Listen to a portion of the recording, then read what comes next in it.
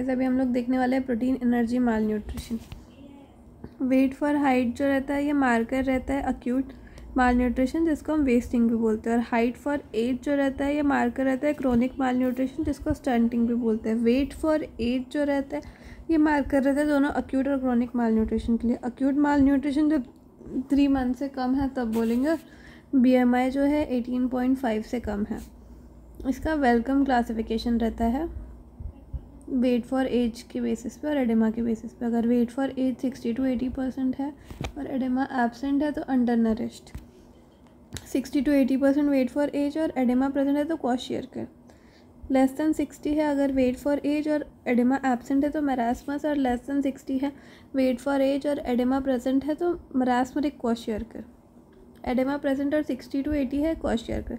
Less than 60 है marasmus और oedema absent, और लेस देन 60 और एडेमा प्रेजेंट है तो मरास्मरिक क्वाशियरकर। IAP क्लासिफिकेशन क्या बोलता है?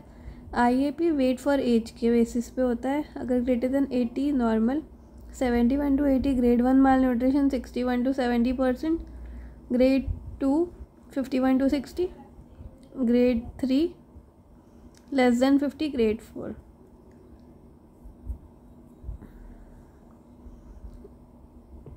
WHO classification severe acute malnutrition, moderate acute malnutrition. Weight for height अगर इसमें हम वेट फॉर हाइट और बाकी दोनों में वेट फॉर एज ले रहे थे। वेट फॉर हाइट जो रहता है अक्यूट माल न्यूट्रिशन के लिए, वेस्टिंग के लिए रहता है क्राइटेरिया, और हाइट फॉर एज जो होता है ये क्रोनिक के लिए रहता है। क्रोनिक में हाइट आगे आ जाता है और वेट फॉर एज दोनों के लिए रहता है।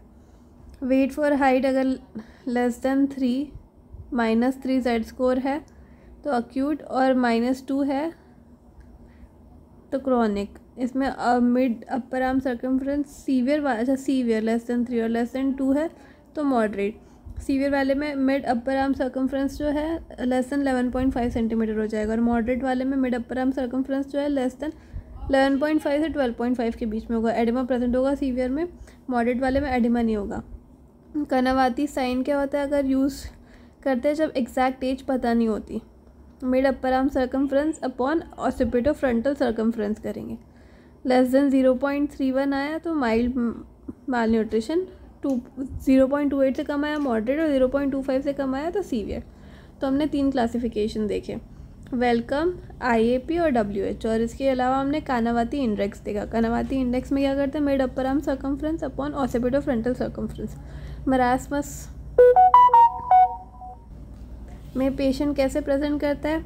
अलर्ट रहता है, इसका एपेटाइट वोवेशियस रहता है। वोवेशियस का मतलब क्या है आप कमेंट सेक्शन में बताना, बहुत इंपॉर्टेंट है इसके लिए बोला है बताने के लिए। फिर इसके अंदर लॉस ऑफ सबक्यूटेनियस फैट रहता है, जैसे कि हम इमेज में देख पा रहे हैं। लॉस ऑफ सबक्यूटेनियस फैट जो होता है थाई और ग्लूटियल रीजन से हो जाता है मोस्टली, उसकी वजह से लूज फोल्ड ऑफ स्किन देखने के लिए मिलता है, जिसको हम बैगी पैंट अपीयरेंस भी बोलते हैं। बकल पैड जो रहता है फैट का वो लॉस्ट हो जाता है,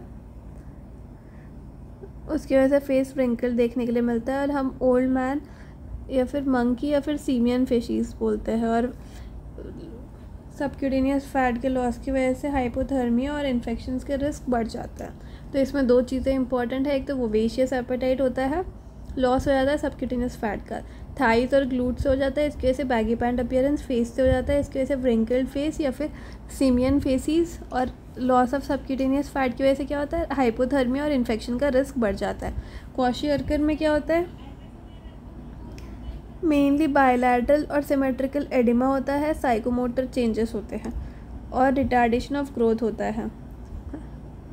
एडिशनल फीचर फ्लैंकी पेन डर्मेटाइटिस होता है।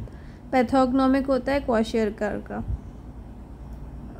प्रेजेंट होता है दोनों एक्सपोज और नॉन एक्सपोज एरिया में। पेलेग्रा में डर्मेटाइटिस सिर्फ सन एक्सपोज एरिया में होता है। केजन्स नेक्रेस देखने को मिलता है, इसके लिए पेलेग्रा। और हेयर फ्लैग साइन होता है। अल्टरनेट बैंड ऑफ नॉर्मल और हाइपोपिगमेंटेड हेयर्स होते हैं। हेपेटोमेगेली फैट डिपोजिशन हो जाता है। मून लाइक फेसिस होता है। सीमियन फेसिस था मरास्मस में, और क्वाशियरकर में मून लाइक फेसिस होता है, क्योंकि कॉर्टिजोल बाइंडिंग प्रोटीन जो रहता है वो बढ़ जाता है, इसकी वजह से फ्री कॉर्टिजोल कम हो जाता है। कॉर्टिजोल बाइंडिंग प्रोटीन कम हो जाता है तो फ्री कॉर्टिजोल बढ़ जाता है, सॉरी। और टेंस और शाइनी स्किन होती है एडिमा की वजह से। बॉडी कंपोजिशन में क्या चेंज होते हैं? क्वाशियरकर और मरास्मस में टोटल बॉडी वाटर जो होता है बढ़ जाता है 70 to 80%। टोटल बॉडी सोडियम बढ़ जाता है, टोटल बॉडी पोटेशियम कम हो जाता है, ग्रोथ हार्मोन लेवल बढ़ जाता है हाइपोग्लाइसीमिया की वजह से। नेक्स्ट वीडियो में हम लोग सीवियर एक्यूट माल न्यूट्रिशन भी इसी में देख लेते हैं। सॉरी गाइस, सैम जो है हम नेक्स्ट वीडियो में देखेंगे।